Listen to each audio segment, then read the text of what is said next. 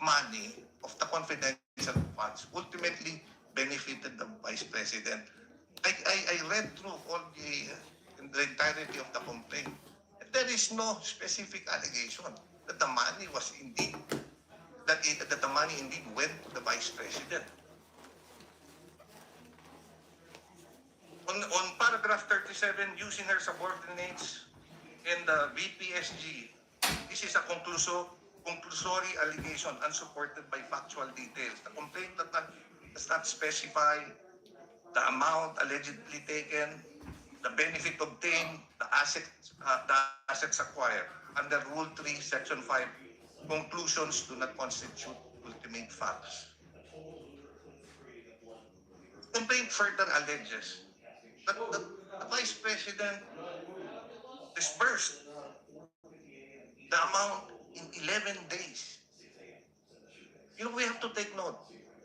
The request from the Office of the Vice President was made on August 20, 2022. Funds were approved by the President and downloaded to the Office of the Vice President on December 20. 11 days before the end of the calendar year. So, the question is, does rapid disbursement alone constitute an impeachable offense? Does it establish illegality?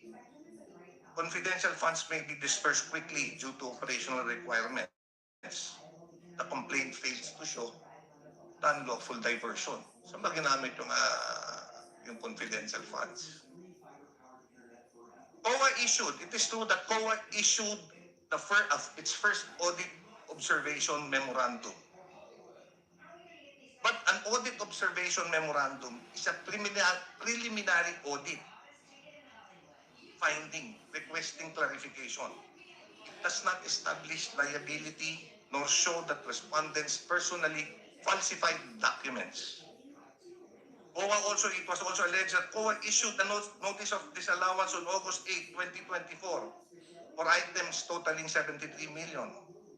But the notice of disallowance establishes potential administrative liability subject to appeal.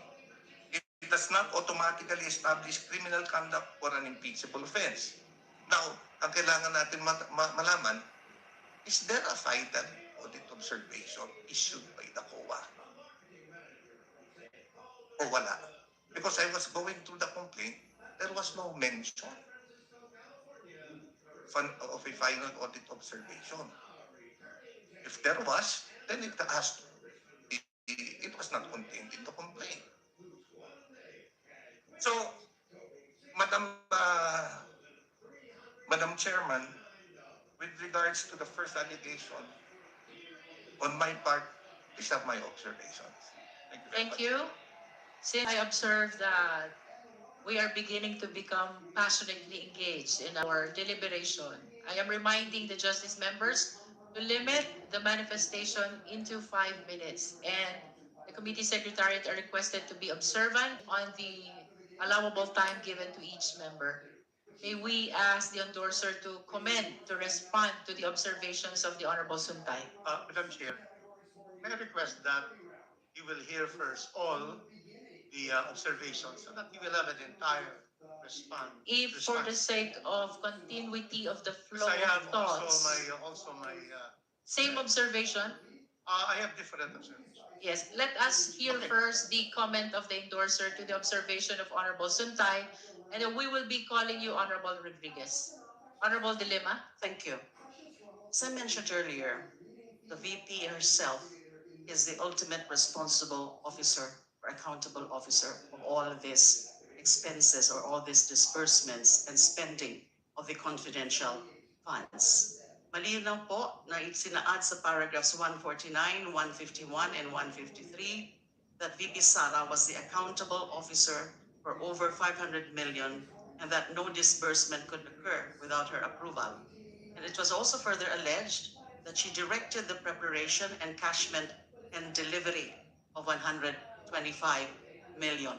Meron hong testimonya na sinasabi na yung mga yon, yung mga funds na yon ay hindi naman talaga nagamit dun sa mga dapat maggamit ng confidential funds. And then kanina po, yung sinabi po ni Congressman Suntay, dun sa wala namang sinasabi doon na mali yung pagkakagamit ng mga confidential funds. May I direct the attention of the Honorable Committee, Annexes C, F, H, and I are certifications that says expenses were incurred with agencies, intel, and confidential operations. And based on the audit observation memoranda issued by the COA, ay ito ay hindi naman talaga na ginamit dun sa mga totoong purposes of the confidential and intel funds, but actually were wrongly disbursed to wrong persons and for the wrong purposes. Yung paggamit ng mga confidential funds na katulad ng ginagamit para sa safe houses, sa tables and chairs, sa laptops, nakasabi po yan lahat dito, at that is a misuse of confidential funds alongside yung pagtatakip rin. Kasi remember, when the committee then requested from COA any finding, any certification with respect to the spending of the OVP's funds, pinigilan pa nga ito ng kanyang chief of staff na wag gawin ng COA. This is a form of obstruction, and that is under her instructions. And clear po sa mga dokumento na ito na mali talaga yung paggamit ng mga confidential intel funds. Nakita natin yung mga acknowledgements receipts ng mga which appear to be questionable and fictitious names. These were approved by the Vice President herself. May pirma siya sa certain documents as attached.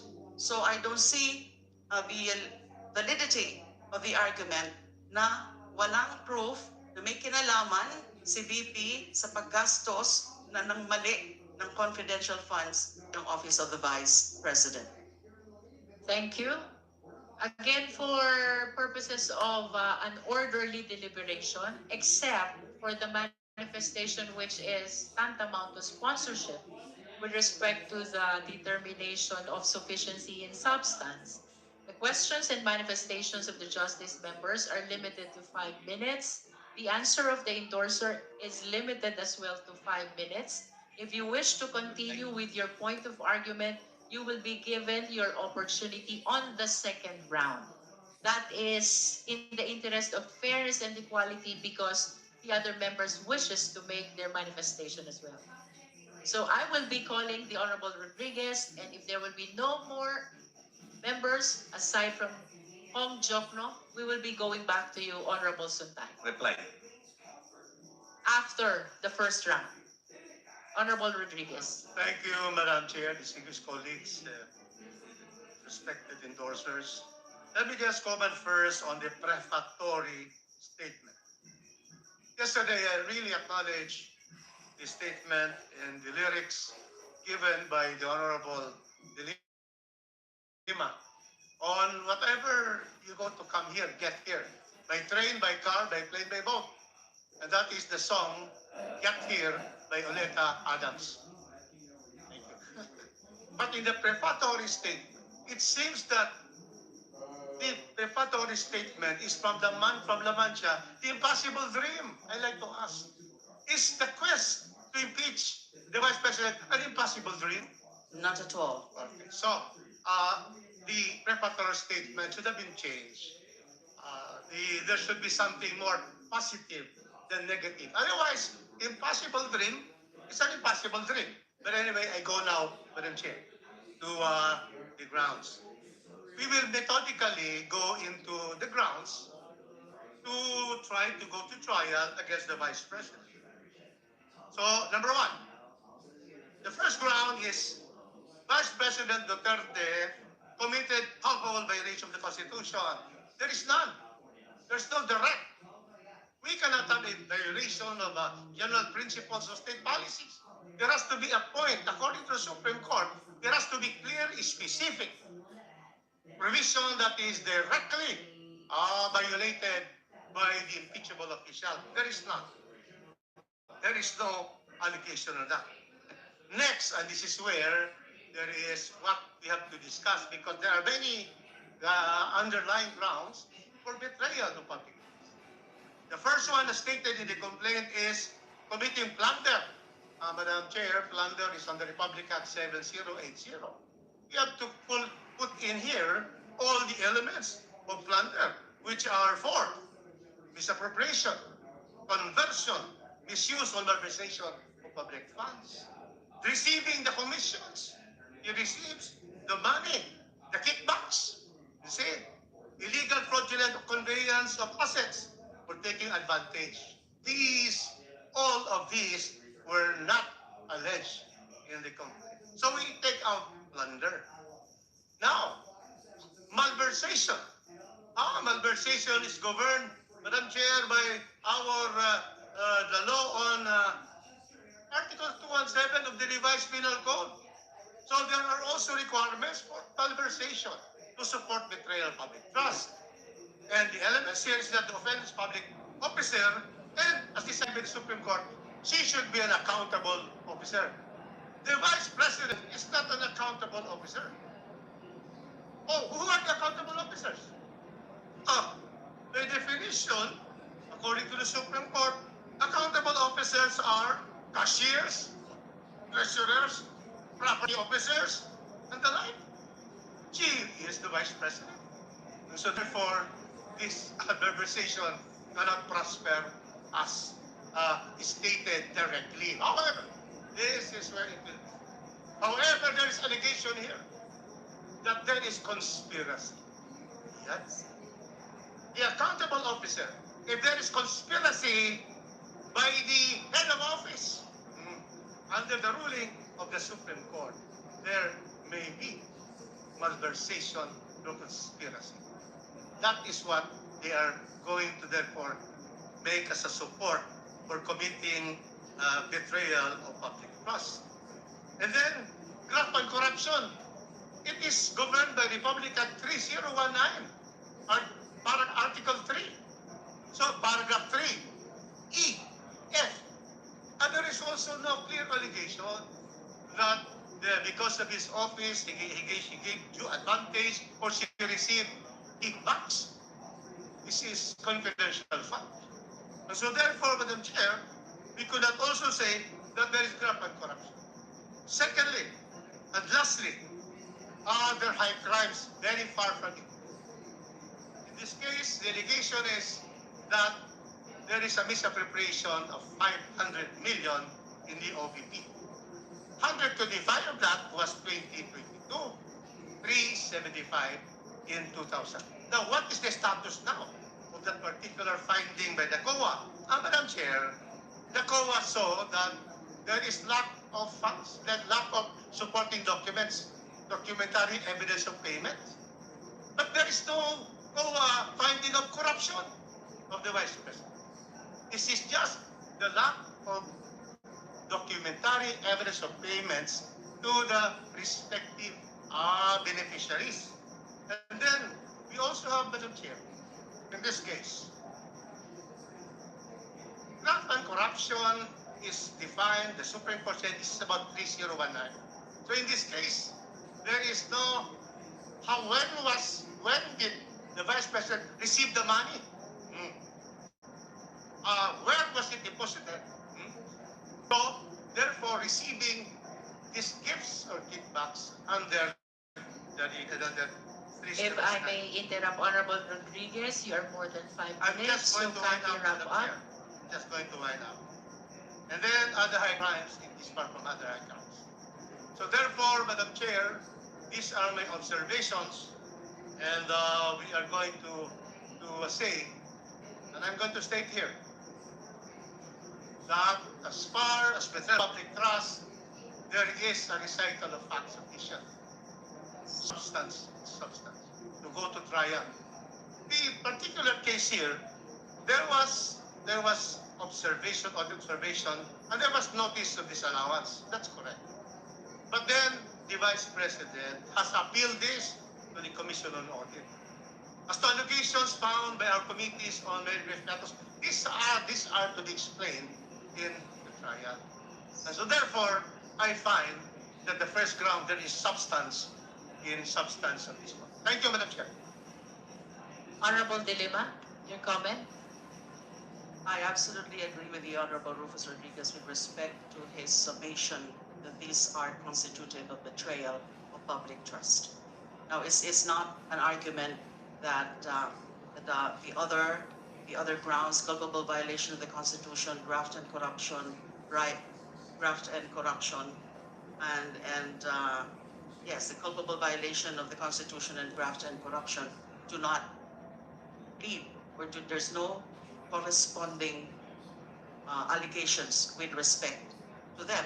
Because when we talk about culpable violation of the Constitution, we are centered on the principle of public office is a public trust. And therefore, if there's a betrayal of public trust, that is a culpable violation of the Constitution. Saka yung gusto ko rin pong sabihin for the record, yung mga sinasabi na he's not really accountable. The real accountable officers are the disbursement officers and the other members, for example, of the finance department of the Office of the Vice President. But I maintain my position that she is the ultimate responsible officer. And in fact, I just got a list of the annexes where nandyan yung mga signature ni VP Sara, annexes C, D, D-1, F, G, H, H-1, I-1, Q, R, R-1, R-2, S, S-1, S-2, T, and V3, V-3. Those documents attached to the complaint, and these are certified, these are photocopies of the original, are there showing the participation, the knowledge of VP Sara. Now there is a testimony again, as I mentioned earlier, that there's disbursement that are highly questionable and illegal. These are also meant for persons not within the contemplation of the spending or expenditure of the confidential and intelligence funds of any office. So betrayal of public trust, I agree, this is the strongest ground that encompasses all of the other allegations subsumed in this ground number 1. Thank you. Thank you, Honorable De Lima. Now we recognize the Honorable Chel Jokno. Thank you, Madam Chair. Morning, everyone. Pursuing that same point, Representative De Lima, I noticed that with respect to the 125 million that was spent from December 21 up to December 31, 2022, there were 2 documents that were signed directly by the Vice President. One is a liquidation report attached as Annex B to the complaint.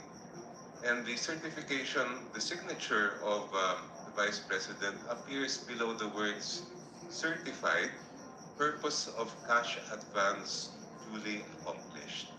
And I believe that I would like to hear from the endorser the significance of that, because to me, that is not only an issue of command responsibility, that is a direct certification made by the Vice President that the cash advances of 125 million, which were spent only in a period of 10 days, the purpose was duly accomplished. Second, there is another annex, Annex C, which also bears the signature of the Vice President, a certification where it is stated that the expenses, again, the 125 million spent in December of 2022, those expenses were incurred in connection with the agency's intelligence and or confidential operations and activities. And that document is signed again by the Vice President and under the word attested. So I would like to hear from the endorser what she thinks is the significance of these 2 documents signed directly by the Vice President. Thank you, Madam Honorable Chair. De Lima. Thank you, Madam Chair. It says full awareness, the certification, the attested, well, correct. That is more than just command responsibility, but is in fact direct knowledge with the direct information as to the contents of the certification, that these are used for certain supposedly lawful purposes, but they turned out to be not so in accordance with the audit, with the COA audit memoranda. The findings also that came out during the hearings before the Committee on Good Government and Public Accountability. So this is personal and direct knowledge and supporting the veracity, establishing supposedly the veracity of the contents again of the certification. So she perfectly knows that what were included in the certifications turned out to be not the legal purposes for confidential funds. Just for the record, Honorable Dilima, kindly restate the content of the certification, Nexus. just to form part of the transcript of records.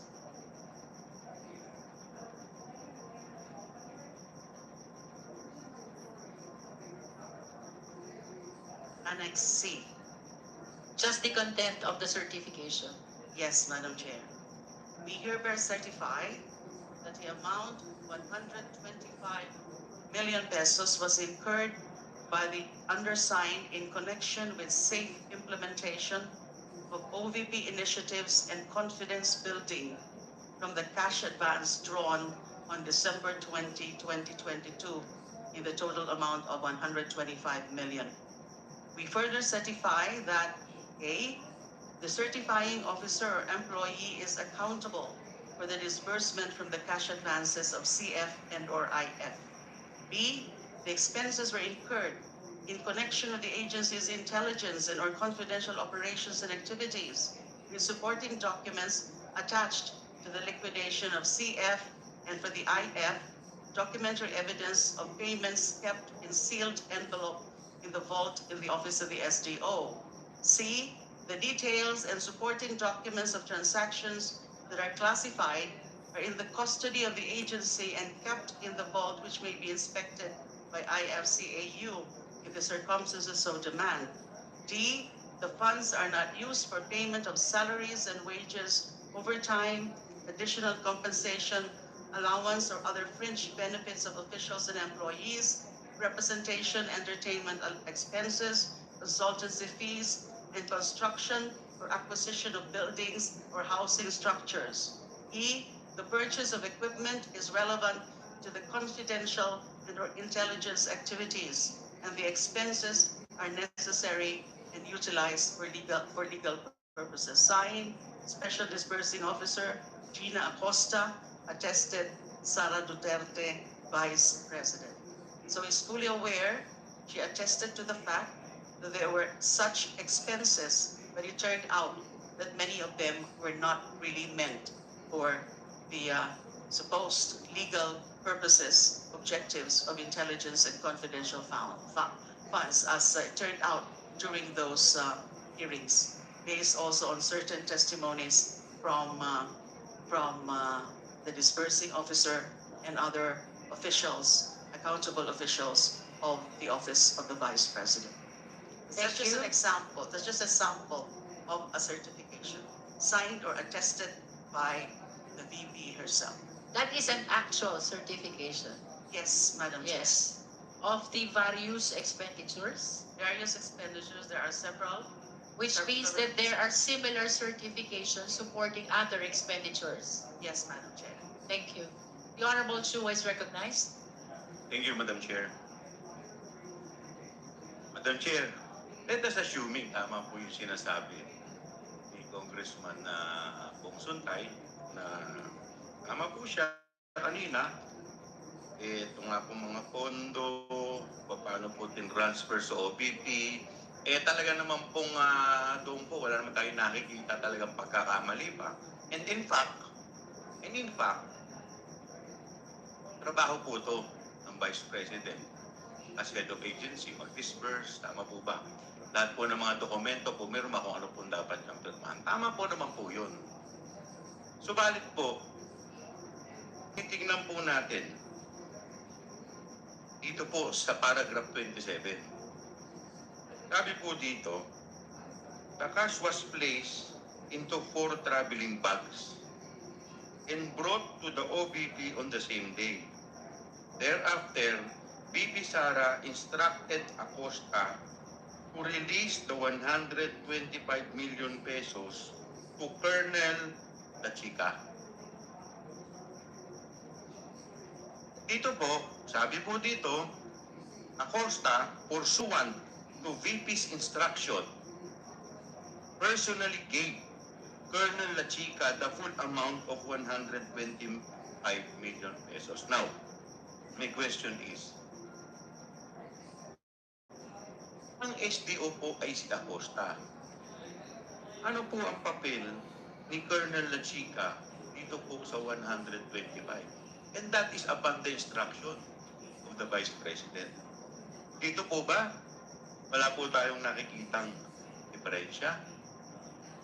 Now, if I remember it correctly, during the committee hearing, marami po nagtanong, after La Chica, ano na? Yun, dito po natin makikita ngayon, papasok yung statement ni Madriaga.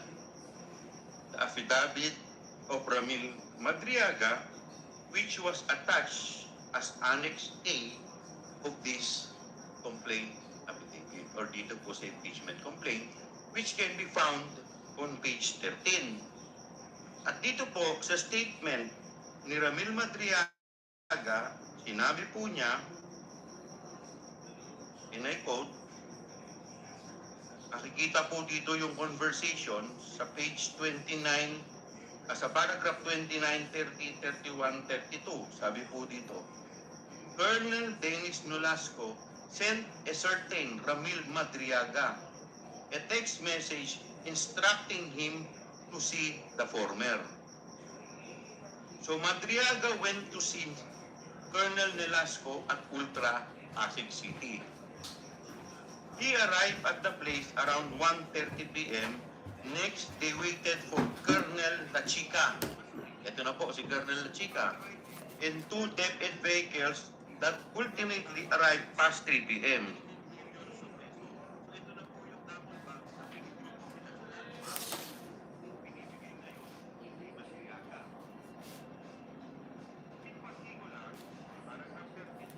Gathering. So Madriaga delivered it to a certain individual at Cabuyao, Laguna.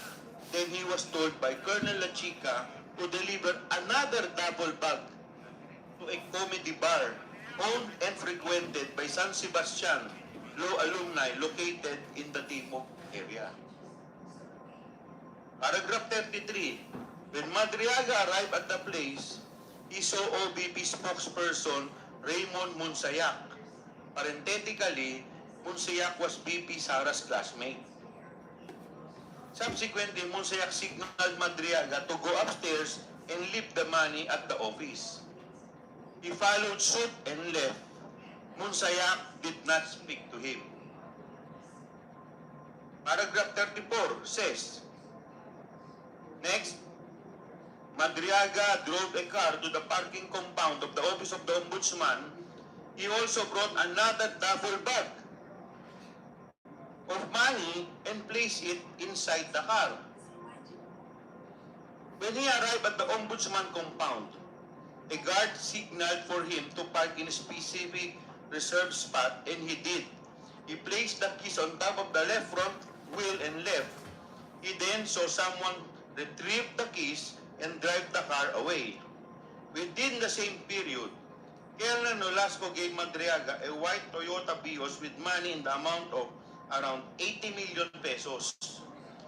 Following Colonel Nolasco's instruction, Madriaga drove the white Vios to a parking lot inside SM Mega Mall, parked and locked the car, placed the keys on top of the left front wheel, and moved away. He then waited for someone who retrieved the keys and drove off. On another day, Madriaga saw the same motor Vios driven by the wife of Ombudsman Prosecutor Ryan Ray Kilala, named Rhea, who was a classmate of BP Sara at San Sebastian Law. Now, If I may interrupt, Honorable Chua, you are more than 5 minutes, yes, so I will kindly wrap. wind up. I will already wrap up my statement. Madam Chair, dito po yung sinasabi kanina ni Congress.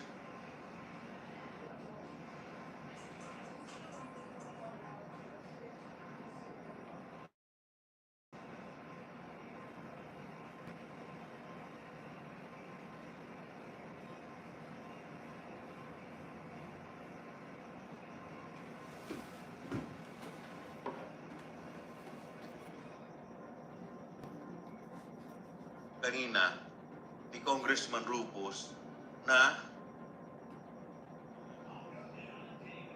conspiracy. So dito na po napunta yung sinasabi po ni Congressman na hinahanap po natin kanina yung 125 million with all the documents. Kaya po yung COA naglabas ng AOM, naglabas ng kung ano-ano mga pangalan na eventually nakita po natin yung mga pangalan ay hindi makita ngayon. So ito na po yung sagot sa tanong kung saan po napunta yung pera na binigay kay La Chica. Based po ito sa affidavit ni Madriaga, which is attached in this complaint. So therefore, there is a recital of facts which constitutes the offense charge. Thank you po. You read the name of Nolasco and La Chica. Just for the record, Congressman Joel Chua, who are these personalities? Nolasco and La Chica. You read that from the affidavit. They are both, I think, security details of the Vice President. Nolasco and La Chica. Yes.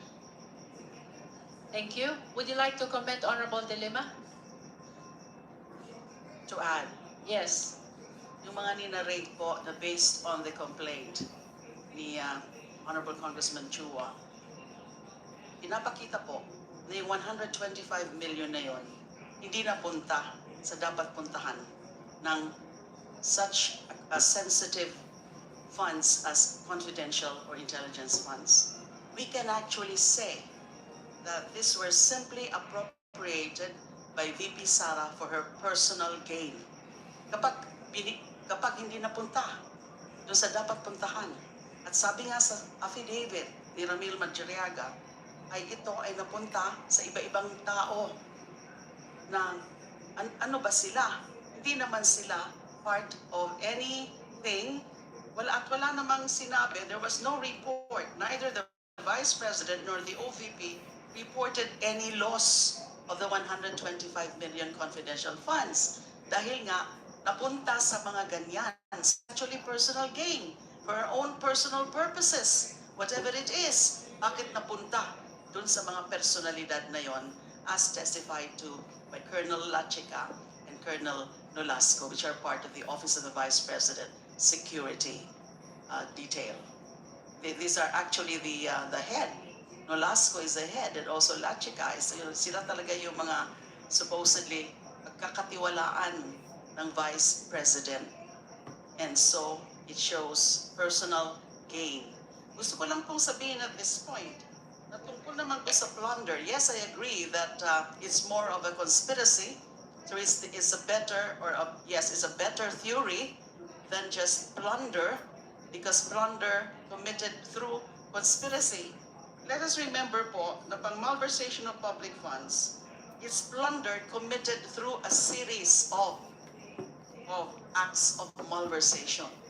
So a series of acts of malversation can lead to plunder, especially if it meets the monetary threshold of 50 million or more than 50 million. Thank you. Any other member who wish to manifest on Madam. the first ground? The Honorable Madam Chair. Marcoleta. Thank you, Madam Chair. Madalas pong binabanggit yung notices of disallowance and audit observation memo. Para po sa akin, ito po ay mababaw na ground to constitute an impeachable offense. Unang-una po, ang notices of disallowance ay appealable, they are contestable. Yung pong audit observation memo is just a memo issued by the COA for deficiencies in documentation not involving pecuniary loss. Ang notices of disallowance po ay pwede pang i-appeal ng Office of the Vice President sa regional level ng COA, sa commission proper ng COA, at pwede pang humantong sa Supreme Court. The notices of disallowance does not presuppose guilt on the part of the Vice President. It is not tantamount to a prosecution. Kaya wag po natin itong gamitin, itong mga dokumento na ito, as if meron ng ginawang kamalian ang ating Vice Presidente. Dahil dito po pumapasok yung procedural due process kung ito ba'y accorded sa ating Vice Presidente. At isa pa po, yung pong mga ginawa ng Quadcom nung nakaraang taon, yung pong pagbubukas ng mga envelope, I don't think yan po ay kasama sa trabaho ng Kongreso. Dahil ang pag-audit po ay trabaho ng COA. So meron po tayong Latin legal maxim, potestas delegata non delegari. Delegated powers should not be delegated further. Reminded to confine the manifestation to the subject matter of the impeachment Opo, proceeding. this is pertaining to the... This is not about Quadcom. This is the impeachment proceeding on the two complaints against the Vice President. Please stick to the subject matter of this impeachment proceeding. But the envelope, yung opening of the envelopes, hindi po ba may If you kinalaman? have concerns about the proceedings of Quadcom, perhaps you should address it in the other forums, but not in the impeachment proceedings.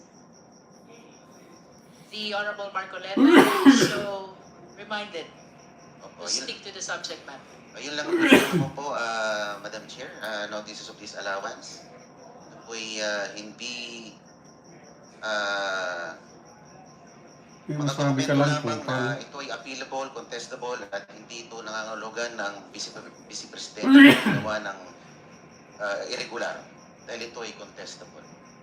Yun lamang po ang aking obserbasyon. At ma'am, if I may react dun sa earlier remark made by the chair, I think I was alluded to.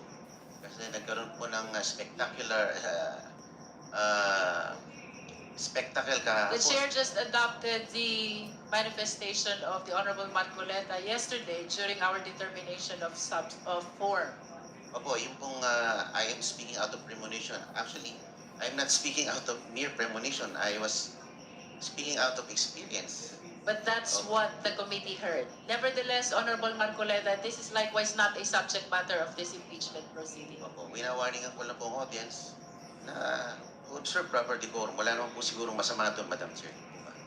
But of course, for as long as the public are not committing any offense inside this committee hearing, then there is no basis at all to call their attention or to even mention their name. Okay, ma'am, pero nagkaroon po ng president kasi sa Senado. Salamat po. Honorable De Lima, would you like to comment? Very briefly lang po. Okay, the audit findings under the audit observation memorandum may be subject to appealable, and can still be questioned. But the fact remains that there are already evidence. There are already documentary evidence. Kasama nga na po dito na naka-attach sa complaint about those questionable disbursements, the use of confidential funds for not legal purposes, for confidential intelligence funds. So this committee, since it's scrutinizing now the very complaint before us, has the discretion and has the duty and the prerogative to do its own scrutiny and analysis of these documents, irrespective of any final COA finding. Of course, it is ideal that we should have the COA final finding, but the preliminary findings are already the red flags. The preliminary findings already show those acts constitutive of impeachable offenses. So it's not really a hindrance to this committee not to consider first those preliminary findings pending the final finding of the COA. Let us be reminded as well that impeachment proceeding is a sui generis proceeding. This is not a criminal proceeding, neither is this an administrative nor a civil proceeding. The Honorable Zamora.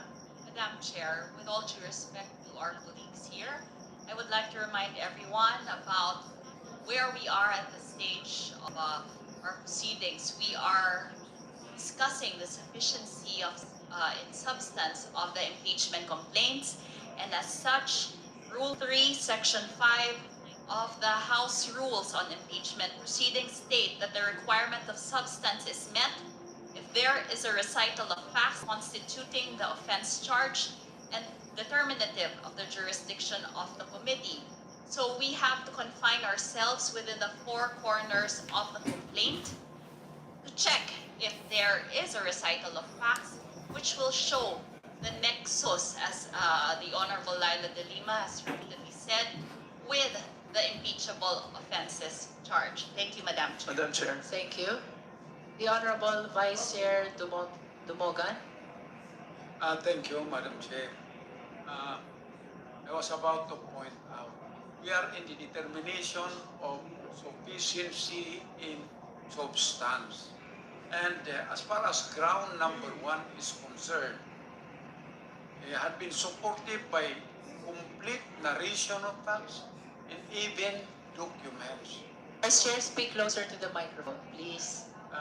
Is completely supported by narration of facts as well as certified documents. So, as far as I am concerned, so that we give due process as being,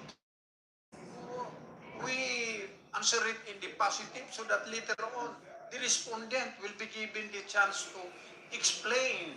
Because look, the confidential fund belongs to her office, and she can, with respect to the disallowance, it will be only her if she did appeal that one or she did not.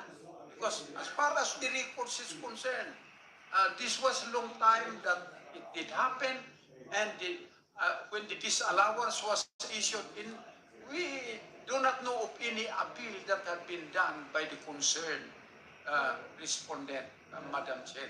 Thank you, Madam Chair. Thank you. The Honorable Arbison. Kindly turn on. Thank you, Madam Chair. I just want to make a manifestation regarding the definition of confidential fund. Yes. Confidential funds are lump sum budget allocation for government agency, specifically for surveillance, intelligence gathering, and security-related activities. These funds are designed for expenses that cannot be disclosed publicly to protect national security, peace, and order, common use to include purchasing information, renting safe houses, and conducting undercover operation. Thank you, Madam Chair. Thank you. Would you like to comment, Honorable De Lima? No need, Madam Chair. The Honorable Padiernos, and then Honorable Erice, and then Honorable Degamo. Honorable Padiernos. Thank you, Madam Chair. I just wanted to make a few comments based on the observations of all of our committee members. So as mentioned by the Honorable Zamora, at this stage, we are merely looking at if there is a recital of facts constituting the offense. So at this moment, we are not weighing evidence or proof. And we only determine whether, first, the allegations are more than mere conclusions of law. Number two, the impeachment complaints specify acts or omissions attributable to the respondent. And number three, the acts fall within the constitutional grounds for impeachment as provided for in our Constitution. So yun po yung betrayal of public trust, treason, bribery, other high crimes, and so forth. So, just to ano lang po, for the consumption of our viewers, hindi pa po natin dinedetermine dito yung guilt ng ating impeachable officer. Hindi natin sinasabi na ginawa niya yon. In fact, parang ano po yan pag nag-file tayo ng isang complaint, criminal complaint before the prosecutor. So, we are here acting as prosecutors and checking if there is probable cause, in this case, to determine whether there is, at this moment, recital of facts constituting the offense charge. At sabi nga po ni Honorable Dumogan, mayroon pa pong opportunity ang ating impeachable officer to respond to this complaint. Hindi naman po na wala na po tayong due process, kumbaga. Ibigyan po siya ng pagkakataon to defend herself in this committee. Nevertheless, gusto ko lang pong mag-make an observation. So, as to ground one, assuming the allegations as pleaded for threshold purposes, the complaint alleges large-scale misuse and conversion of confidential funds in a manner that, if true, would plausibly constitute betrayal of public trust. Of course, minention din po yung labels ng plunder, malversation, and graft, and corruption. Pero tandaan po natin, itong mga crimes na to, may mga elements po yan that is provided under the law, and especially for mga malversation which is under the RPC, may mga requirement po yan na dapat may bad faith or criminal intent versus yung plunder, which is a special law, mala prohibita po, criminal intent is not required. So what I'm trying to say is, insofar as the crimes that were alleged, medyo sabi nga po ni Honorable Rodriguez, medyo upon perusal of the complaint, borderline po yan. Hindi natin pwedeng sabihin na pwede pong impeachable offense. Pero under betrayal of public trust, which is a catch-all phrase as given by under our jurisprudence, pwede po natin sabihin pasok Pero again, we're not saying here that the impeachable officer committed betrayal of public trust. We're just determining now if kapag nalaman po natin na ginawa niya to, does it constitute that impeachable offense? So yun lang po, Madam Chair. Thank you. Thank you. If there are, would you like to comment, Honorable De Lima? Briefly, Madam Chair. Yes, please. Okay.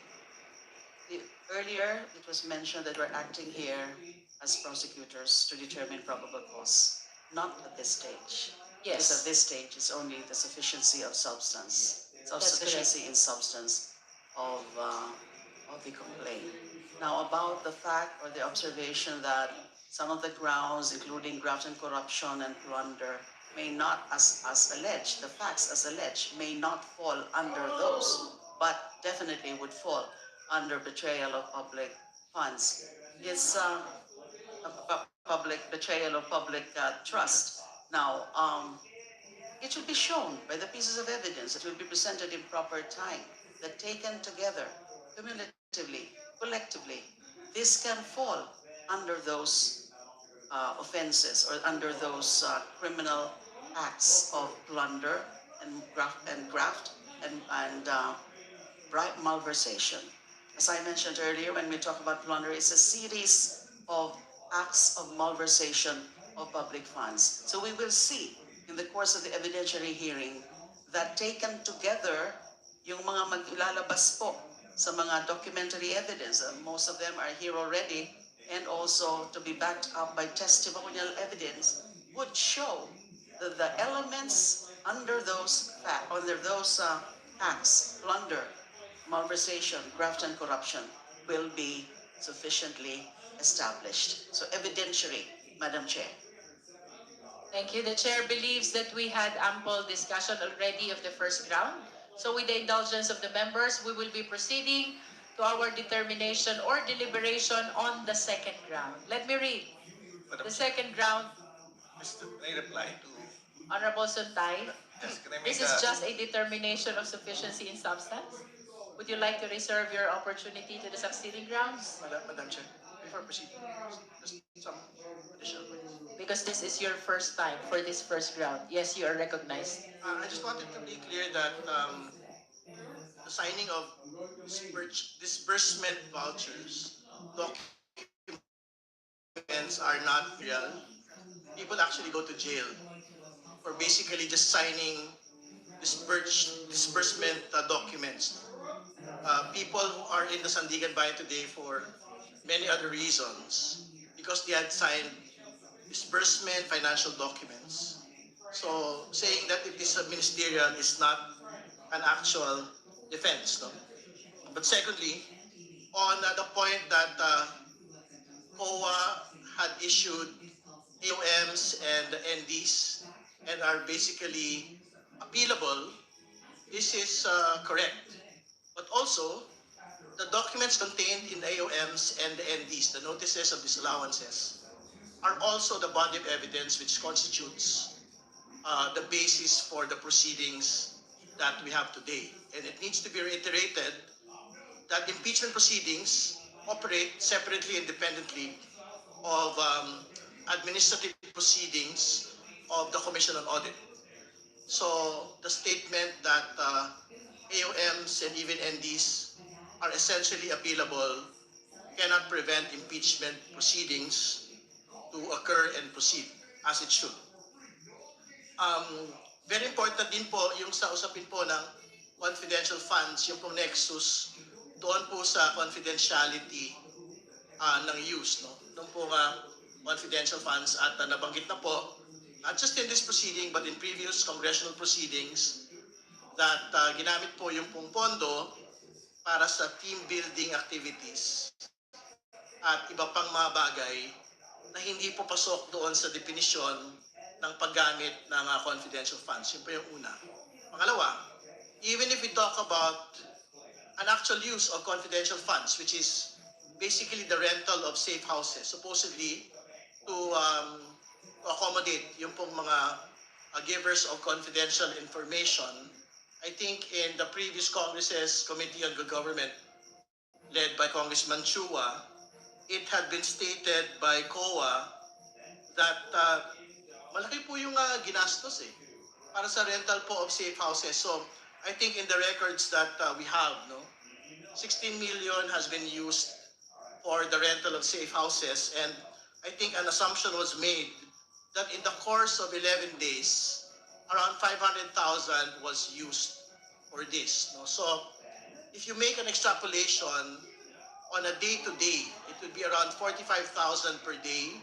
And if you further make an extrapolation to 30 days, that should be around 1.36 million per month in rental of these particular safe house properties. And the question therefore, and we will reach that point when evidence is elicited on what types of rental properties were used, saan po yung mga safe houses na ito? Kasi if you're talking about 1.3 million a month in rental property, saan po yung mga 1.3 million po natin makikita sa mga nagpapaupa? These safe houses should be in Forbes Park. These safe houses should be in Dasmariñas Village. These safe houses should be in the most expensive condominiums in Bonifacio Global City.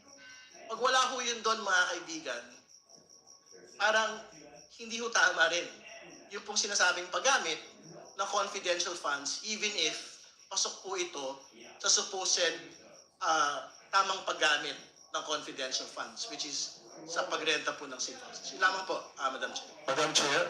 Thank you. I apologize, Honorable Erice. I overlook your name here, Honorable Erice, and then Honorable Degamo, and then Madam we will Chair. proceed to the second round. Madam Chair. You're recognized. Madam Chair, can I be given also a time to explain? Honorable Abante after Honorable Degamo.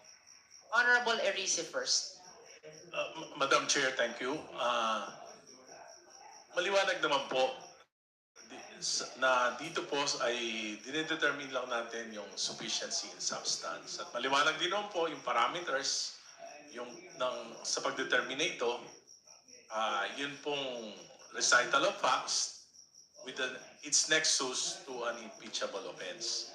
Tingin ko po na-establish naman po ito at it would be prudent on the part of the committee kung yung presentation of evidences, yung mga opinions natin ay re-reserve na lang natin after na masagot yung ng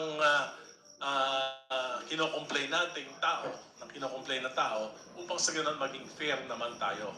Di ba? So we cannot just say na 1.3 million Forbes Park, hindi pa naman natin nakikita yung kanyang explanation. Ang ngayon po, simple lang. Sufficiency in substance. Meron naman po recital of facts. At ito po ay konektado sa isang impeachable offense. Kaya po, siguro, we should limit that to the discussion para po maging patas. Salamat po. Thank you. Next is Honorable Digamo. Yes po. Madam Chair, after hearing what have been said by Kong Leila about COA findings of irregularities, mismatch between declared purpose and actual expense, testimony from staff about cash withdrawals or distribution, evidence of lack of liquidation, direct approval of the VP. These are all linked, as have been discussed, to betrayal of public trust and graft. But then we have to remember that money trails are objective and they leave records. Kaya nararapat po siya na ma-discuss further. And para po kung talagang makikita, as what Kong Padiernos have said, kung talagang makikita na merong katibayan at talagang proof, then kahit sino pa po ito, it does not necessarily mean the VP. It could be anyone na gumawa ng mga ganito at napatunayan, mananagot po talaga. So I believe there is sufficient in substance po ang ating first misuse of confidential fund. At the same time, the VP will be given the chance to defend herself, maklear niya kung may mga pagkakamali sa mga allegations na ito. Salamat po. For the guidance of the members, we're still on the deliberation of the first round. So for the last Kong to manifest, the Honorable Abante. After this, we will proceed to the second round. I just heard, Madam Chair, the statement outlining the definition of the confidential fund. I would like to remind my colleagues that tulad po ng sinasabi that public office as public trust. Ano po?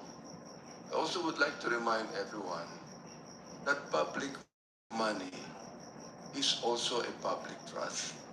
Ibig sabihin yan, confidential funds are not exempt from accountability. Oho, di ba? Confidential funds are not free money just to be spent by any impeachable official any way he want or she want. No. They are still public funds, subject to law, subject to audit rules, and accountability. I'd like to remind everyone that we are not trying to determine criminal liability here. We're not the court. We are an impeachment agency here. So when a high official uses public office to subvert the public interest or to place personal or partisan ends above constitutional duty, impeachment is the appropriate constitutional remedy. Yun lang po ang gusto kong sabihin, Madam Chair. Thank you. So with the indulgence of the members, that concludes our deliberation on the first ground. We are now proceeding to the second ground. Please allow the chair to read. Vice President Duterte committed culpable violation of the Constitution and betrayed the public trust by committing plunder and or malversation, graft and corruption and other high crimes in amassing and converting the amount of not less than 112,500,000 pesos from the confidential funds allocated to the Department of Education for the year 2023. Honorable De Lima, your manifestation. Thank you, Madam Chair. For the second ground, it focuses specifically on the Department of Education's confidential funds. Katulad po nung kanina sa presentation on the first ground, ay ilalahad muna ho namin, papakita muna namin yung mga certain factual averments in relation to ground 2 before I make a discussion on why they are impeachable offenses. So ang kwento po, ang nakalagay po sa complaint, nabigyan ng 150 million na confidential funds ang DepEd. Hindi ito pangkaraniwang alokasyon para sa ahensyang ang mandato ay edukasyon, hindi intelligence gathering. Ayon sa mga alegasyon, ginamit ang kaparehong pamamaraan ng paggamit sa OVP. Tulad ng pagsacertify na ang confidential funds ay ginamit umano sa mga kailangan at legal na layunin. That's paragraph 76, annexes Rs and series. Inaprubahan at sinumite ang accomplishment reports na nag-a-itemize ng supposed expenditures. That's paragraph 76, annexes S series, at yung personal na mag-certify ng mga liquidation reports. Subalit nagpalabas ang COA Intelligence and Confidential Funds Audit Office, yung ICAO, ng Audit Observation Memorandum, AOM, dahil sa kabiguang magsumiti ng wastong documentary evidence of payments alinsunod sa Joint Circular number 2015-01. So that is paragraph 78, Annex D. Bilang tugon, nagsumite ang DepEd ng certifications mula sa Philippine Army upang bigyan katwiran ang 15.4540 million na ginamit umano sa youth leadership summits. That's paragraph 7980. Pero mariin itong tinanggi ng Philippine Army. That's paragraph 81, annexes U and V series. Sa masusing pagsusuri, lumitaw ang seryosong irregularidad sa dokumentasyon, katulad din nung sa OVP confidential funds. So paragraph 85, and supported by annexes W to Z, mga payee na may hindi mabasa o kulang na pangalan, mga resibo na inilabas sa magkakaibang lugar sa loob ng isang araw ng isang disbursing officer, magkakaparehong sulat kamay o pirma na ginamit ng iba't ibang individual. Hindi bababa sa 43,249,800 ang ipinamahagi sa 677 katao, kung saan 405 sa kanila ay walang PSA birth or death records. That's paragraph 86. Isa sa kanila, si Alice Crescencio, ay paulit-ulit na nakatanggap ng pondo gamit ang iba't ibang pirma, pangalan na lumitaw din sa mga resibo ng OVP. That's paragraph 86, annexes A, A at BB. Higit pang nakakabahala, nag-certify ang DepEd SDO Fajarda na personal niyang naipamahagi ang mga pondong ito sa iba't ibang lokalidad sa loob ng isang araw. Isa lang araw. Isang pisikal na imposibilidad at kalaunan ay umamin na ang pondo ay inilabas sa pamamagitan ni Colonel Nolasco. So si Colonel Nolasco na naman po ito ay umano'y ayon sa utos na VP. That's paragraph 88. So, given those essential facts, ultimate facts, and mas detalyado po yung nakita ninyo sa screen, if admitted as true, These pleaded facts under the second ground constitute diversion of appropriated funds, simulated liquidation, misuse of confidential funds, and betrayal of public trust. That satisfies sufficiency and substance for the second ground. Itahi ko po muli doon sa mga grounds, yung culpable violation of the Constitution, graft and corruption, other high crimes, and betrayal of public trust. These are the constitutional offenses alleged under the second ground. Ang culpable violation of the Constitution, kung ipagpapalagay na totoo, ang paggamit ng confidential funds lampas sa mandato ng batas, kalakip ang umano'y peking dokumentasyon, simulated liquidation, at pag-iwas sa COA accountability mechanisms. Isang malinaw na modus ay hindi simpleng administrative lapse. Ito ay sinasadya at may kamalayang paglabag sa fiduciary duty na itinatadhana ng Article 11, Section 1 ng Konstitusyon na ang public office ay public trust. Under the same standard applied in ground 1, culpable violation is sufficiently pleaded. How about graft and corruption? Tulad din po ng nabanggit kanina sa ground 1, ang paggamit ng pondo ay paraang taliwas sa mandato ng batas, ang mga peking dokumentasyon, hindi makatotohanang detalye sa paggamit ng pondo, at ang pag-iwas sa mga mekanismo ng accountability kung mapapatunayang totoo, ay malinaw na paglabag sa batas ukol sa tamang paggamit ng pera ng bayan. That is graft and corruption. This sufficiently invokes graft and corruption. Other high crimes. Sabi ko nga po kanina, ang other high crimes ay tumutukoy sa mga gawaing may matinding epekto na maayos na paggana ng pamahalaan.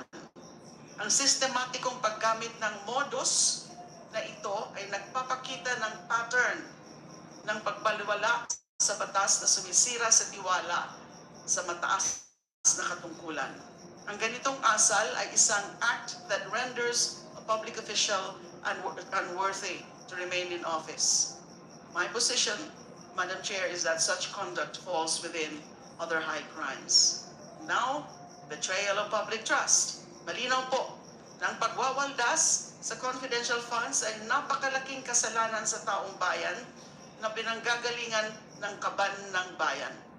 Kung matunayan na ang pinuno ng isang ahensya ay involved sa modus na ito, malinaw na pagwawalang bahala ito sa tungkulin na gamitin ng tapat ang pera ng bayan.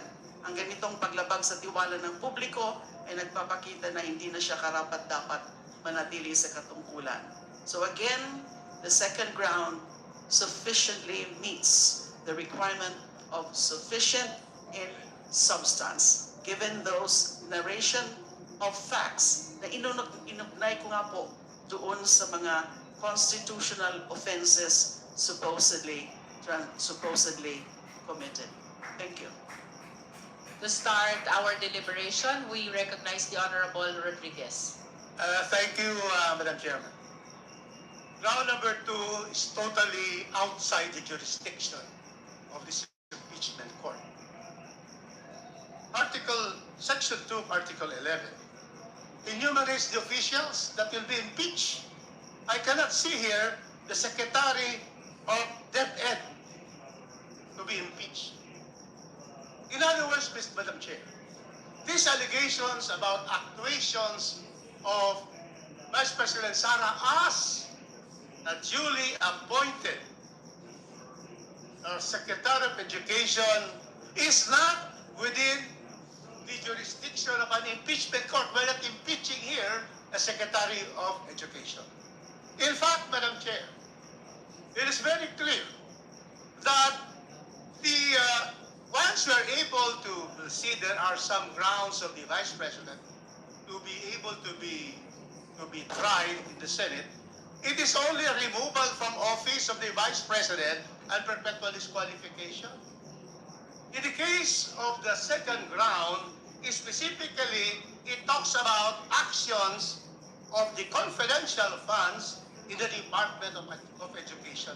Madam Chair, the Executive Order 292 of the late President Cory Aquino under his legislative powers in 1987 provides that there are the office of the Vice President is totally different from the office of the Secretary of a department.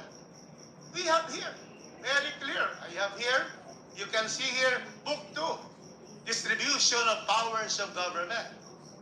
What does it say? Here, executive, exercise of executive power, the President. It is vested in the President. And Section 12, the Vice President also shall have the same qualification and so forth of the President, and he will be, he will be, it is he here, but it should be genders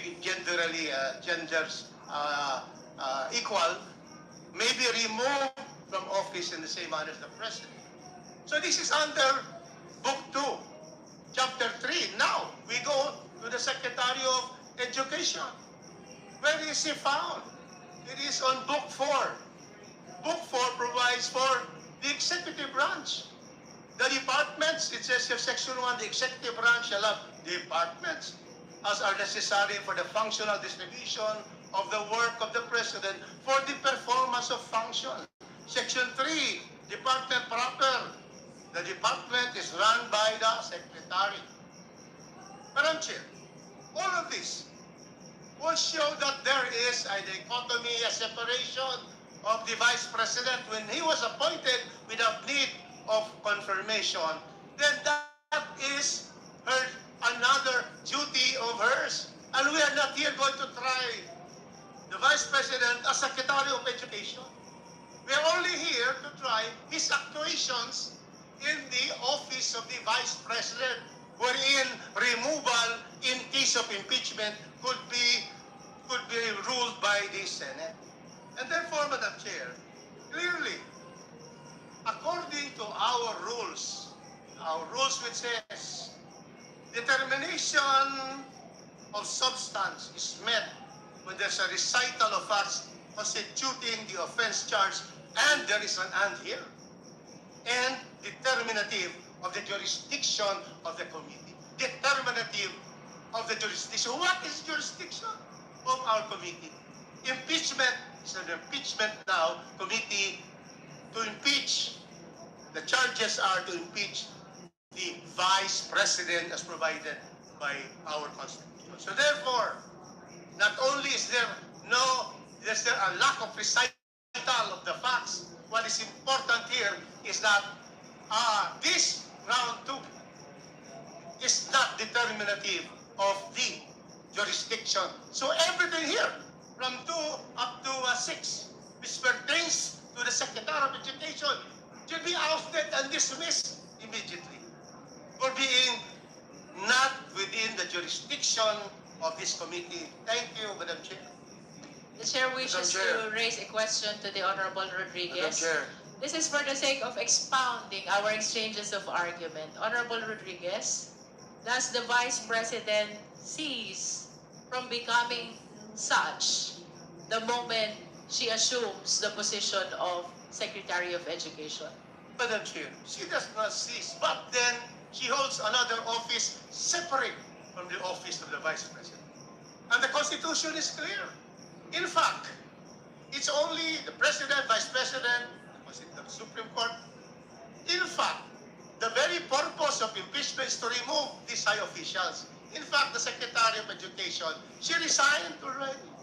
How can we proceed with hearing allegations on the Secretary of Education? Madam Chair. No. Okay. So therefore, yes, let's hear also our distinguished Chairman Benny Abante. Is this in line with the Yes. argument of Madam the Chair. Honorable Rodriguez? Perhaps, with due respect to my good friend, Congressman Rufus, perhaps I could be able to correct the impression here. This committee is not to impeach the Vice President. It is to hear the impeachment complaint against the Vice President. This is not to impeach. This committee is not to impeach. Gusto ko pong i-correct yan sapagkat baka sabihin ng taong bayan na tayo rito, nakakaisang impeach na ang Vice President. This is to hear the impeachment complaint, Madam Chair. At this juncture, we are calling the Honorable De Lima for her comment to the manifestation of the Honorable Rodriguez. Thank you, Madam Chair. I respectfully disagree with the main contention that the alleged acts attributed to the Vice President concurrently holding the DepEd portfolio cannot be taken cognizance of by this committee. Clear po, concurrently, in concurrent capacity. So kaya nga po, there was the bypassing of CA confirmation precisely because she is a Vice President. No need to go through the confirmation by the CA. We're talking here as one person, same person, si VP Sara, as both the Vice President and the DepEd Secretary.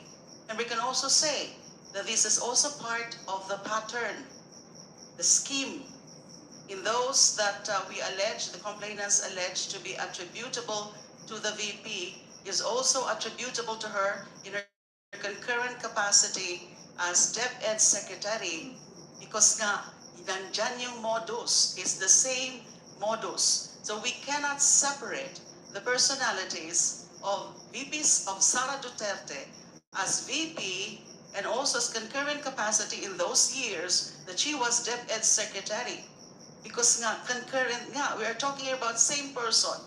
And we need to look into what is clear to be modus, the scheme, the pattern of her irregular acts constitutive of impeachable offenses. Thank you. Any other member? The Honorable Suntay. Thank you, Madam Chair. I completely agree with my distinguished colleague, Congressman Rufus Rodriguez. Constitution is very clear in its enumeration of impeachable officers. The Secretary of Education is not one of them. The actions of the Vice President as the Vice President of the Philippines is separate and distinct from her actions as Secretary of Education. But assuming for any stretch of imagination that we find the thing one and the same, the complaint alleges the exchange of money exchanging hands, but it does not allege any wrongdoing or illegal act. Kasi yung narration, sinabi lang, napunta, binigay dito. But that's the very nature of confidential funds. It's money changing hands, being distributed. And in all those narrations, we cannot simply assume na and simply conclude that the funds was actually went to the Vice President and became for her for her enjoyment. So I think that is a conclusion kasi doon sa narration sinabi napunta kay whoever, kung kani-kaninong mga tao.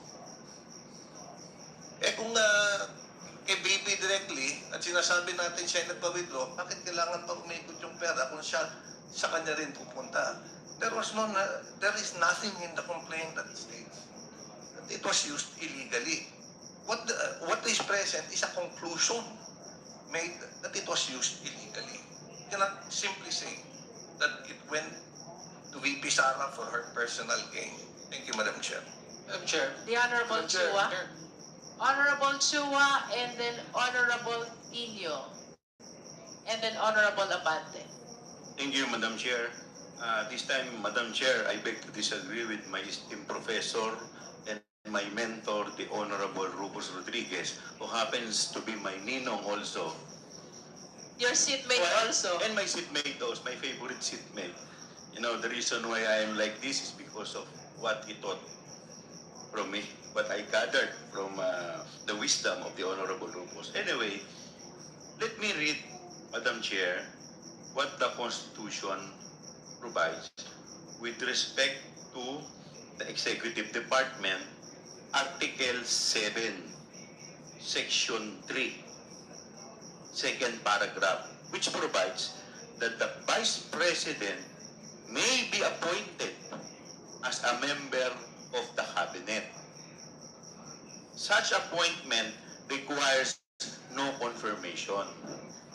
Madam Chair, if you will read this provision, it is very clear the reason why the Vice President is holding the position, cabinet position of DepEd Secretary is because of her being elected as Vice President. And in fact, Madam Chair, the Vice President is the only cabinet member who does not need confirmation. Siya lang po nagkakaiba. Why? Because she owes it to the people for electing her as the Vice President. Yun po yung aking argumento dito. Now, bakit naman po siya? Bakit ko naman po sinasabi na dito meron pong substance? Why? Dito pong grounds number 2, makikita po natin ito sa paragraph 72 to 91 dito po sa impeachment complaint. Dito po, mababasa po natin dito, sabi po dito, ito po, kung babasahin po natin,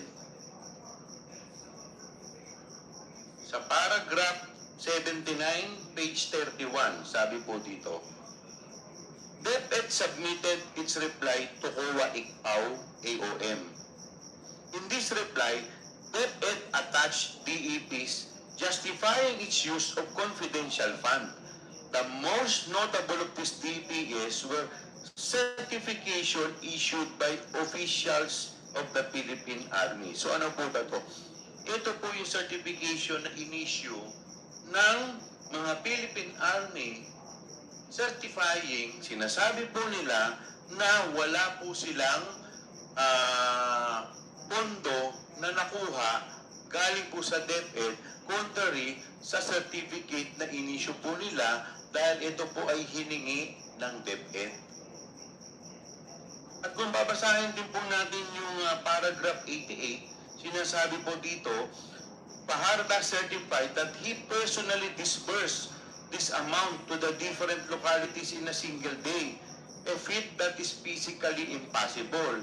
Paharda later admitted that the disbursement were made through Colonel Nolasco, who was ostensibly a military aide assigned to OBP pursuant to instructions from the Vice President, Sara. Now, sino po itong si Paharda at sino rin po itong si Acosta? Now, we are talking here of two SDOs.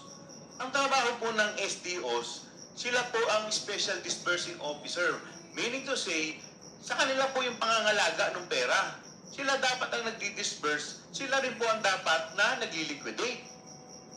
Pero dito po, sa DepEd, dito po kay Fajarda, upon the instruction of the Vice President, or at that time, Secretary of DepEd, yung pera po, hindi po yung SDO ang nagdi-disburse. Dahil yung buong pera po, according dito po sa complaint, ay ibinigay po kay Colonel Nolasco na wala naman pong kinalaman sa pag-disburse po ng pondo. That, Madam Chair, is betrayal of public trust, clearly. So, Madam Chair, I believe that we have sufficient in substance insofar as the grounds, number 2, of the impeachment complaint.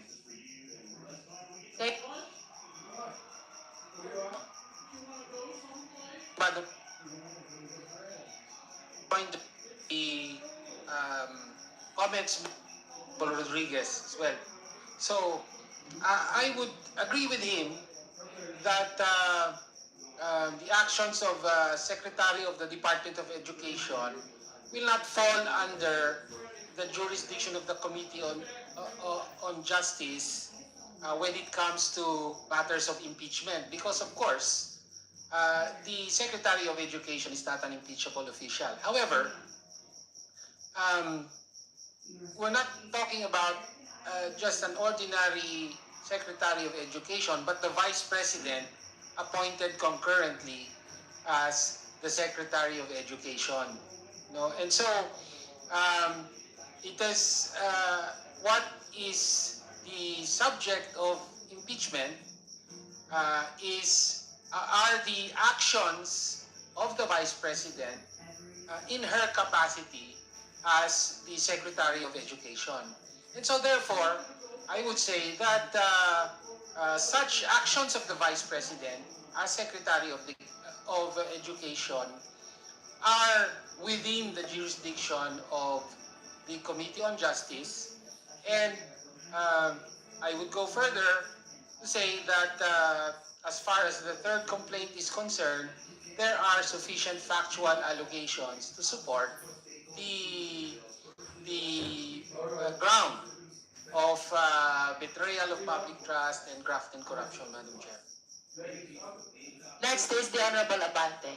This is on the argument of the Honorable Rodriguez that as Secretary of Department of Education, it takes away the offense outside the jurisdiction of the Justice Committee. That is the argument of the Honorable Rodriguez. Yes, Madam Chair.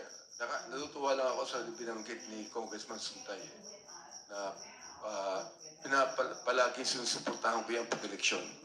At kahit na ganyan siya, susuportahan ko pa rin yan sa eleksyon. Pero ito po nga sabihin ko ha, sinasabi nila, sabi ni Congressman Rufus, talagang mapira, magkaibigan kami niyan eh.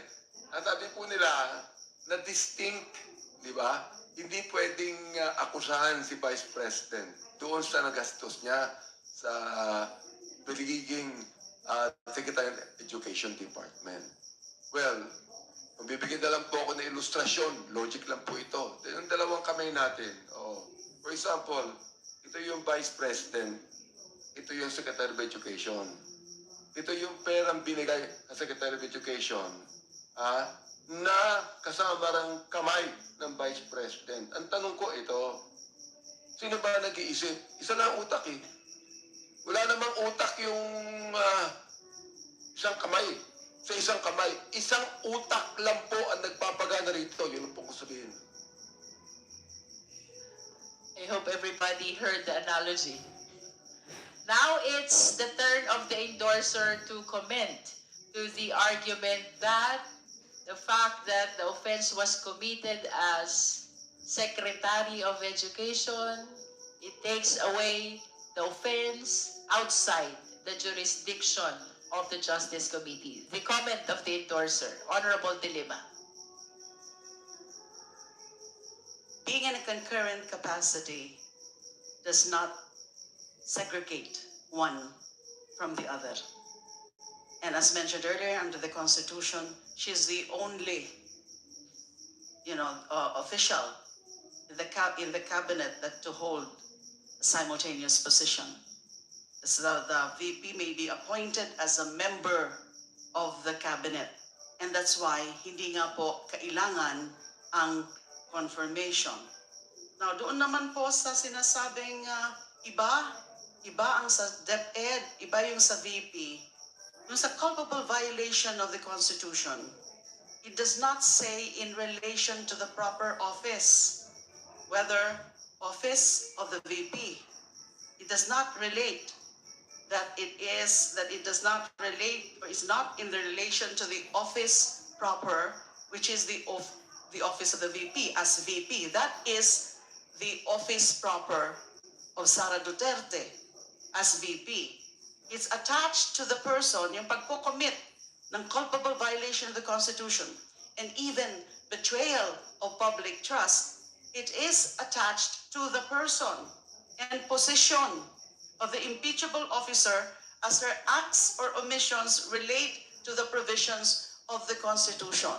So hindi dapat nagiging stricto yung pag-delineate o pag-segregate, paghihiwalay ng mga alleged acts or omissions ng isang secretary, ng isang DepEd secretary who is at the same time the VP Because these acts or omissions, yung nandun sa detalye book under ground 2,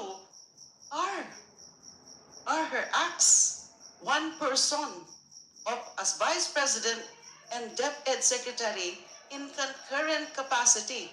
Hindi mo pwedeng gano'n na kung ano lang ang ginawa bilang VP, hindi yung as DepEd Secretary, even if these are related in terms of modus, in terms of pattern, in terms of system, ay hindi na dapat cognizable by an impeachment proceeding before the House Committee.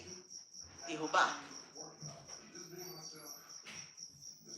You would like to Respond reply? to reply to all those who said that we have jurisdiction. All right, because of the significance of this argument, let's give an opportunity to Honorable Rodriguez to reply, and then for the endorser to manifest her rejoinder.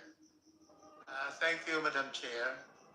The jurisdiction of this committee acting as an impeachment committee springs from Article 11, Section 2 of the Constitution, and then Section 3 to Section to Paragraph 7 in seriatim. And clearly, it is only the actions of the Vice President. It is the only President, the Vice President, and then we have the Supreme Court and the others. So this is the distinction between them, is that there are two separate offices with two separate budgets. We determine the budget in Congress of the Vice President, and we determine also the budget of the Department of Education. So very clear that whatever is stated here in ground 2 is is ultra. It is not one of those that we will be discussing, because after all, in paragraph 3.7, the judgment of the case to bring this up to the Senate is it shall not judgment in impeachment shall not extend further than removal from office. We cannot state in the decision in our findings that she committed violations as Secretary of Education. That is a matter, in fact, cases have been filed in the Ombudsman. Because the Vice President is not immune from suit. Although there's a question of whether the Ombudsman can suspend or dismiss a Vice President because impeachable officials can only be removed from impeachment. That is another issue. But the point is that this impeachment court should only focus, because of the Constitution and our rules that it should be, we should have jurisdiction, it should be very clear that all these actions of the Vice President falls within, and if there's a recital of facts against the Vice President, which is sufficient in substance, it proceeds. But in this very particular ground, we are ousted of jurisdiction in this case, totally devoid of jurisdiction to be ruling on what the Secretary of Justice, Secretary of Education has done. In fact, she's already resigned. She's not anymore Secretary of DepEd. So that is what this representation has studied. We have to follow the Constitution. We have to follow our rules. Thank you, Madam Chair. To conclude our deliberation on the second round, we will hear the rejoinder argument of the endorser against the argument raised by the Honorable Rodriguez. Honorable De Lima. To me, Madam Chair, it is absurd to isolate acts or omissions committed by an officer, an impeachable officer, done in a concurrent official status or official public function, which is an adjunct or related to VP as VP. Otherwise, I can just commit violations, I can just commit offenses and skirt accountability that simply because that's not really the office of the VP, but the office of the DepEd Secretary, but adjunct to her capacity or status as VP. I-skirt yung mga mai-skirt, will play around the law just so she will be absolved from the issue of impeachment or the possibility of impeachment, because these are related. It's the same person. It's also about fitness to hold office. Kasama rin po dyan. Fitness, both as a VP and concurrent DepEd Secretary. Evil sought to be avoided and suppressed in impeachment. Principle applies to her as DepEd, the so-called mischief rule. She cannot avoid accountability when that very position as DepEd Secretary is attached or adjunct to her function or position as VP. Thank you. Just a quick manifestation. Maiksi lang. That rejoinder of the endorser is supposed to conclude our deliberation on the second round. Madam Please Chair. reserve your... I believe that my manifestation is very important. If we will follow the logic of my very good professor and dean, Okay. So in the interest of equality and fairness, we recognize the Honorable Chua. kung sasakyan po natin yung argumento ni Congressman Rufus Rodriguez, at ngayon po, meron pong kaso sa Office of the Ombudsman ang BP. Paano po bang may lumabas na warrant? Pwede po bang damputin ng Vice Presidente at sasabihin siya inaaresto bilang Secretary of DepEd, hindi bilang Vice President? We cannot separate the Vice President from from her previous position as Secretary. Why? Because we are trading a fine line. Pwede po itong maabuso. At pwede po itong magamit sa Vice Presidente bukas makalawa, maglabas ng warrant. Dahil po sa kaso niya ng pending sa Office of the Ombudsman. At sasabihin, kinakasuhan siya at pinupusasan. Dahil siya po ay Secretary ng DepEd, hindi bilang Vice President ng Republika ng Pilipinas. Yun lang po. Thank you. So that Madam Chair. concludes our... A short manifestation in Is that interest in of line fairness. also with the argument of with Congress? the second round. I Yeah, think it's but is it in related. line with the argument of the Honorable Rodriguez about the jurisdiction of this committee over the offense committed as DepEd Secretary? Madam Chair, let's not narrow the discussion. We're on ground 2, di ba ma'am? Nasa ground 2 tayo ng impeachment. All right. I can still This make is my- a separate argument for ground. for the second round. The Yes, Honorable ma'am. Marcoleta is recognized. Thank you, my favorite Madam Chair. Favorite ko na po kayo. Ayan, ang sinasabi sa complaint ay may confidential funds na ginamit. At may money trail hanggang sa paglabas ng pera. But the narrative stops there sa military men. There is no mention that the money landed on the hands of the Vice President. used to be something Walang behind pinakitang his ebidensya na ang mga hand pondo, in the bed? potong ito ay ginamit sa illegal Was na it pamamaraan. always just In fact, Just the sure. same records mention That's different. Bed operational already. expenses such as payment of Say it houses, supplies, and other intelligence-related expenses. They have short were bed.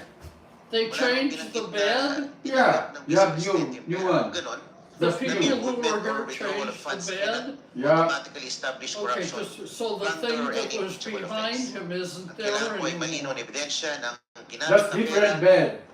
ay illegal, You think he's ay ginamit okay sa illegal like na this? Yeah, pamamaraan. that's fine. At hindi po ito binanggit sa complaint. At pangalawa po, Madam Chair, the complainants Why or did they endorsers of change the the complaint bill? cannot simply I'll tell you create tomorrow. the alleged offense halfway through the process. Ang original na teorya ng complaint ay corruption or misuse of funds. Hindi pwedeng kapag hindi iyon napatunayan ay bigla na lang itong ililipat sa betrayal of public trust para mag-fit sa anumang ebidensya na available. That would be fundamentally unfair. Hindi pwedeng baguhin ang ground for impeachment depende sa kung anong facts ang lalabas. Sa ganitong sitwasyon, hindi na ito simpleng fishing expedition, parang binabago na mismo ang impeachable offense para lang umangkop sa ebidensya na mayroon ang complainants. At kung papayagan natin iyon, nagiging unpredictable at arbitrary ang standard ng impeachment, which undermines the integrity of this process. Thank you, Madam Chair. Comment from the endorser. Thank you, Madam Chair. Betrayal of public trust is the ground. Betrayal of public trust, as mentioned earlier, encompasses the other grounds from the culpable violation. Kung timing lang naman yung pag...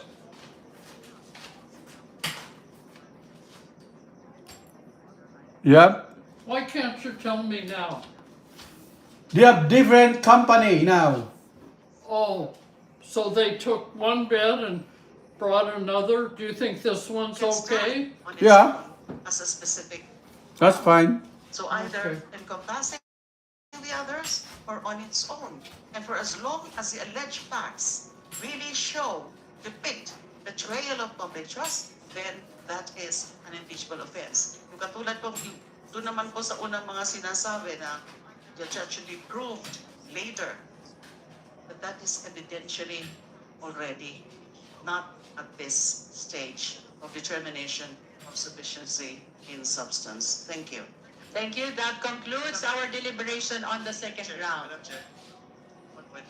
This is my second attempt Sorry, but just one point. to shift to the third Very round. short. With the indulgence of the members, this will be the last justice member we will be recognizing on the second round. You may proceed, Honorable Ridon. Well, in the last two grounds,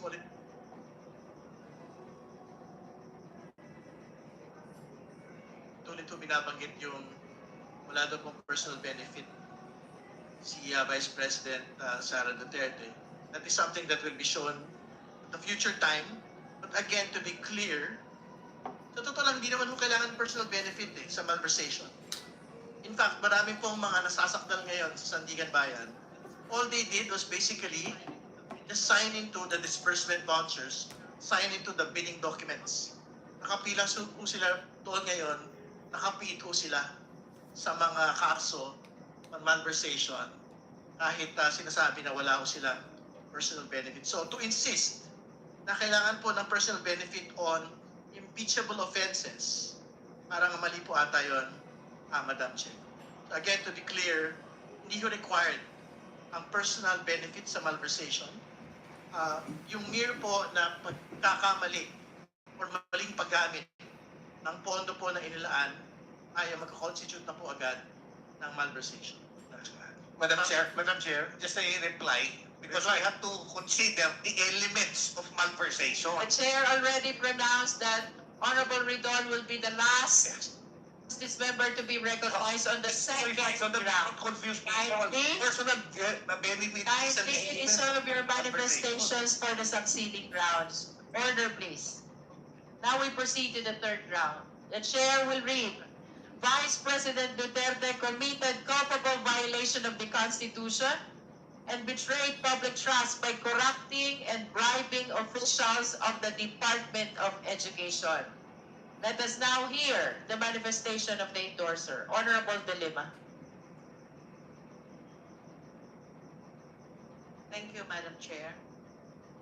So, the third round is largely based on the statement of facts in relation to Vice President Sara's corruption and bribery of DepEd employees, which is covered by paragraphs 92 to 98, pages 34 to 40 of the complaint. Ang sinasabi po essentially, so ipapakita uli sa screen yung mga specific factual allegations in the complaint. But just to sort of sum it up, ito po ang kwento under this ground. Ito po yung allegation under this ground. Noong September 25, 2024, dumestigo sa Kamara si former DepEd Undersecretary and Head of Procuring Entity, Gloria Humamil Mercado. That's paragraph 92. Ayon sa kanya, mula February hanggang September 23, nakatanggap siya ng 9 na sobre na may label na Hope, bawat isa ay may lamang 50,000. Karamihan umano ay personal binigay ni Assistant Secretary Sunshine Fajardo na nagsabing ang mga sobre ay direkta umanong nagmula kay VP Sara. Paragraph 93. October 17, 2024, tumestigo rin si DepEd Director 4 at Bank Chair Resty Osias na nakatanggap din siya ng 4 na sobre sa pagitan ng April at 4th quarter ng 2023. Bawat isa ay may lamang 12,000 hanggang 15,000 at tumaan din kay Fajarda, paragraphs 95 to 96. Parehong pamamaraan o parehong modus. Noong November 5, 2024, tumestigo naman si DepEd Chief Accountant Runa Catalan na nakatanggap siya ng 9 na sobre na may tig 25,000 mula February hanggang December 2023 at tulad ng iba, idinaan kay Fajardo. That's paragraph 97. Ang pattern po dito, regular envelopes of cash, allegedly originating from the Vice President coursed through a subordinate official. The complaint alleges, Madam Chair, if admitted as true, parte lang po ng mga allegations na yan under ground 3. I just chose the more important allegations. Madam Chair, if admitted as true, these allegations constitute bribery and corruption, which are expressly impeachable offenses under the Constitution. And ang nakasabi rin sa ground, is a third ground, it constitutes the constitutional offenses of culpable violation of the Constitution, betrayal of public trust, graft and corruption, and bribery.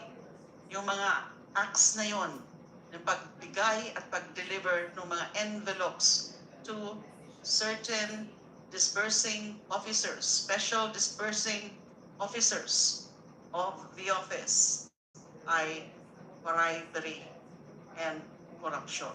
Bakit naman po culpable violation of the Constitution? The constitutional oath requires faithful execution of the laws.